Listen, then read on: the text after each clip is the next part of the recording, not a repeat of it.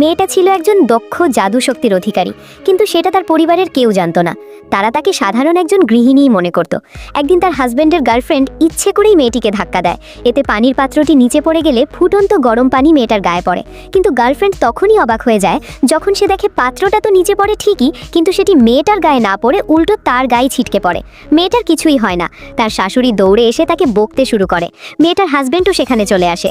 মেয়েটা পুরো দায়ভার তার বউয়ের উপর দেয়। শাশুড়ি রাগে তার উপর হাত উঠাতে যায়। মেয়েটার দেবর তাকে আটকায়। গোপনে মেয়েটার শাশুড়ি তার ছেলের গার্লফ্রেন্ডকে বলে, তুমি এভাবেই আর কিছুদিন চালিয়ে যাও, ওকে বাড়ি থেকে বের করতে আমাদের আর বেশ দিন লাগবে না। এরপর গার্লফ্রেন্ড নানা রকম ফন্দি আটে তাকে হেনস্তা করতে, কিন্তু প্রত্যেকবারই সে ব্যর্থ হয়। প্রতিবারই উল্টো রিভার্স হয়, তার দিকেই সেটি চলে আসে এবং সে আহত হয়। গার্লফ্রেন্ড বুঝতে পারে এটা কোনো সাধারণ মেয়ে নয়। তারপরও সে থেমে থাকেনি।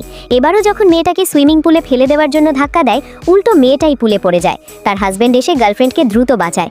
এরপর সে